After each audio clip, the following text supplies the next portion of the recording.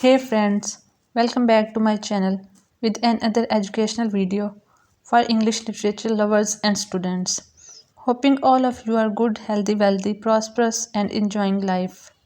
Friends, I am hoping you are liking my videos and efforts. If it is true, then don't forget to press the like button, subscribe my channel, press the bell icon, share my videos with your friends, and moreover, comment below for your suggestions, as your comments mean a lot to me. So now we come to today's topic. So friends, today's video is about Francis Bacon as a moralist, as a utilitarian, or Machiavellianism in Bacon. Bacon says, no player is comparable to the standing upon the vantage ground of truth. Virtue is like precious odors, more fragrant when increased or crushed. Bacon is not a true moralist. His morality is a saleable morality. He is a moralist come worldly wise man. He appears as a moralist in his essays, for he preaches high moral principles and lays down valuable guidelines for human conduct. Some of his essays show him as a true lover and preacher of high ethical codes and conducts. For instance, in Of Envy he puts, a man that hath no virtue in himself ever envieth virtue in others. Then in his essay of Goodness and Goodness of Nature he says, but in charity there is no excess, neither can angel or man come in danger by it. Again, he appears to be a lover of justice in his essay of Judicature. The principal duty of a judge is to suppress force and fraud. In spite of all given examples, one cannot deny the fact that Bacon was a man of Renaissance. He had a deep insight in human nature. He knew that man is naturally more prone to evil than good. He was a clear eyed realist who saw the weakness in human nature and drawbacks of human conduct, and also knew that man is not capable of acting according to noble set of ideals. Though Bacon's morality was greater than that of average man's, yet it was not of the highest order. The matter of good and right was important to him, but not if it proved too costly in worldly terms.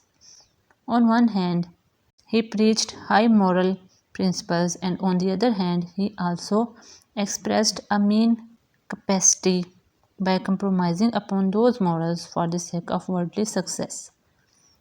For this reason, William Blake, a spiritual poet, says about his essays, good advice for Satan's kingdom. Blake considers any utilitarian advice contrary to God's ways, but Bacon does not bother for that. He considers this word more important, and striving after the success in this word is equally important.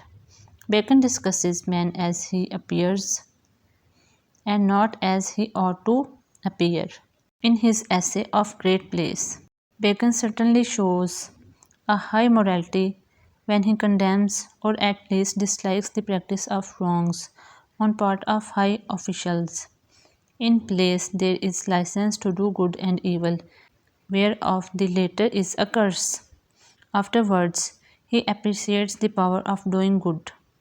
But power to do good is true and lawful and of aspiring. But besides these moral approaches, he also supports the idea of adopting certain disloyal means to reach a high position. It is good to side a man's self whilst he is in the rising, and to balance himself when he is placed. Thus, like a moralist, Bacon preaches the noble dimensions of great place, but with this statement, his purely utilitarian approach also comes forth with all its power. In the essay of truth, he appears to be a genuine admirer of truth and seems to install the love of truth in his readers. It is heaven upon earth to have man's mind move in charity, rest in providence and turn upon the poles of truth. But he also points out that falsehood is like an ally in gold and silver, which makes the metal work better even though it reduces the value of the metal. He says, a mixture of a lie doth ever add pleasure.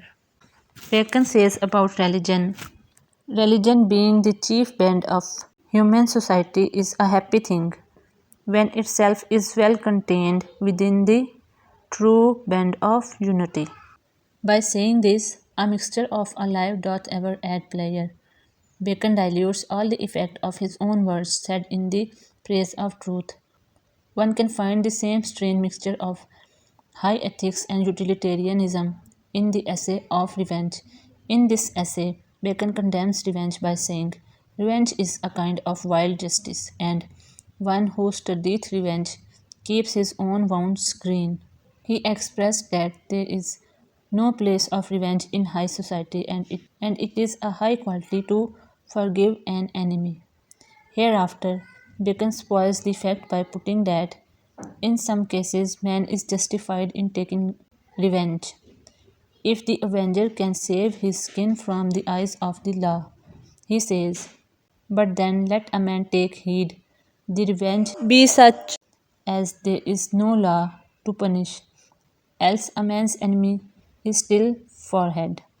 Bacon further says it is generous on the part of the avenger to reveal his identity to the victim, because the pleasure of revenge lies not so much in causing pain than in making the enemy realize to repent of his mistake. Of simulation and dissimulation is another example of this strange mixture of morality and prudence. The best position and temperature is to have openness in fame and opinion, secrecy in habits, dissimulation in seasonal use, and power to win if there be no remedy. Bacon's morality has also been described as a cynical kind of wisdom. This impression is confirmed by even those essays which deal with strong private relations between men, of friendship, of parents and children, of marriage and single life, and of love, all depict a certain kind of utilitarianism and worldly benefit. Here, Bacon expresses a definite failure of emotions, for he takes the pure matters of heart in terms of their uses and abuses.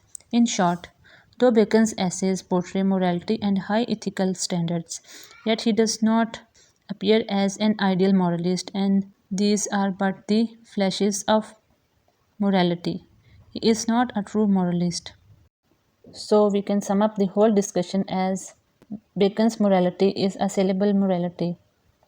He is a moralist come worldly wise man. By reading his own biography, no doubt he was a learned man, and that is how he could reach the court through one of his acquaintances. In return for this favor, he got his benefactor killed by the orders of king. See one of his quotes. It never bothers a wolf, whatever the number of sheep. It is a guideline for the tyrant type of politicians. So friends, this is all for today. If you like the video, don't forget to subscribe the channel, press the bell icon, comment below for your suggestions, and share my videos with your friends. Thanks for watching. Bye bye till next video.